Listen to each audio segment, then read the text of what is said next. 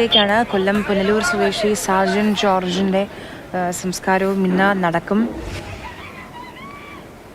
1.5 മാസം മാത്രം നീണ്ട പ്രവാസ ജീവിതം, അതിന് ഇങ്ങനെ ഒരു അവസാനം ഉണ്ടാകുമെന്ന് സാജൻ്റെ അച്ഛനും അമ്മയും ഒരു തരത്തിലും സ്വപ്നത്തിൽ പോലും വിചാരിച്ചിരുന്നില്ല. ചൊവ്വാഴ്ച രാത്രിയാണ് അവസാനമായി സാജൻ വീട്ടിലേക്ക് വിളിച്ചത്.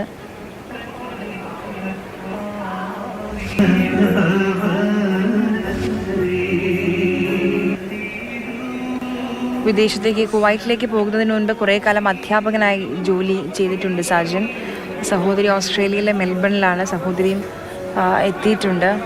രാഹുൽ ജി നാഥ് നമുക്കൊപ്പം ചേരുന്നുണ്ട്. രാഹുൽ, ആ മരണ വാർത്ത അറിഞ്ഞ അപ്പോഴിരിക്കുന്നതാണ് ആ പിതാവ് ജോർജ് പോത്തൻ. ഇതുവരെ എണീറ്റിട്ട് പോലുമില്ല അവിടെ നിന്ന്.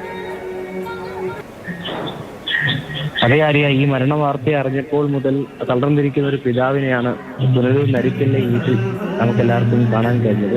കാരണം അതിന്റെ കഴിഞ്ഞ ദിവസം, തലേ ദിവസം വരെ മകൻ വിളിച്ചിരുന്നു. പുതിയ ജോലിയാണ്, 1.5 മാസം മാത്രമേ ആയിട്ടുള്ളൂ ആ ജോലി പ്രവേശിപ്പിച്ച്. അതിന്റെ കാര്യങ്ങൾ പറയുന്നുണ്ടായിരുന്നു. അതുകൂടാതെ കഴിഞ്ഞ ആഴ്ചയാണ് പുതിയൊരു തുടക്കം, അതായത് ജീവിതത്തിന്റെ മറ്റൊരു ഘട്ടത്തിലേക്ക് സ്വയം തീരുമാനമെടുത്ത് വിദേശത്തേക്ക് പോകുന്നു. ആ പുതിയ ജോലിയിൽ ആദ്യ ശമ്പളം ലഭിക്കുന്നത് അച്ഛൻ അയച്ചു കൊടുക്കുന്നു. ആ കുടുംബം ആ സന്തോഷത്തിലായിരുന്നു. അങ്ങനെ അവർ സ്വപ്നം കണ്ടു തുടങ്ങുമ്പോഴാണ്, പുതിയ സ്വപ്നത്തിലേക്ക് നടന്നു തുടങ്ങുമ്പോഴാണ് ഈ വാർത്ത വലിയ ആഘാതമായി വീട്ടിലേക്ക് വരുന്നത്. ആദ്യം വാർത്ത അറിഞ്ഞത് അദ്ദേഹത്തിന്റെ പിതാവ് പോത്തനാണ്. ഈ വാർത്ത സാജന്റെ അമ്മയെ ആദ്യം അറിയിച്ചിരുന്നില്ല. ആ വിഷമം മുഴുവൻ അച്ഛനുള്ളിൽ ഒതുക്കിയാണ് ഈ വാർത്ത ശരിയാണോ എന്ന് അറിയട്ടെ എന്ന് കാത്തിരുന്നത്.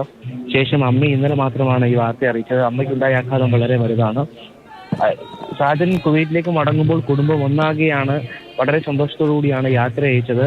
ഓസ്ട്രേലിയയിലുള്ള സഹോദരനെ യാത്രയാക്കാൻ എത്തിയിരുന്നു. 1.5 മാസത്തിനിപ്പുറം ഇത്തരം ഒരു കാഴ്ചയ്ക്ക്, ഇങ്ങനെ ജീവനിട്ട് കിടക്കുന്ന സഹോദരനെ കാണേണ്ടി വരുന്ന ഒരു അവസ്ഥയിലേക്ക് താൻ വീണ്ടും തന്റെ നാട്ടിലേക്ക് എത്തേണ്ടി വരുമെന്ന് സഹോദരി പോലും കരുതി കാണില്ല. അത്തരത്തിൽ വലിയ 2 മാസം മുൻപ് വലിയ സന്തോഷത്തിലായിരുന്ന കുടുംബമാണ് ഇപ്പോൾ ചേതനയേറ്റ സഹോദരന്റെ ശരീരം കാണേണ്ടി വരുന്നത്.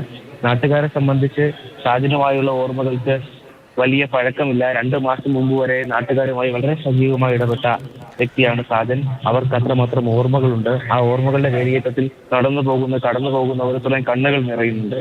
അത്തരത്തിൽ ജീവിതത്തിന്റെ പുതിയൊരു ഘട്ടം വൈകാരികമായ രംഗങ്ങളാണ്. ഉറ്റവരെ, പ്രിയപ്പെട്ടവരെ എങ്ങനെ പറഞ്ഞ് ആശ്വസിപ്പിക്കും, ഇനിയില്ല അവരുടെ എല്ലാം എന്ന് എങ്ങനെ പറഞ്ഞ് ആശ്വസിക്കുമെന്ന് അറിയാതെ പ്രയാസപ്പെടുകയാണ് ബന്ധുക്കളൊക്കെ.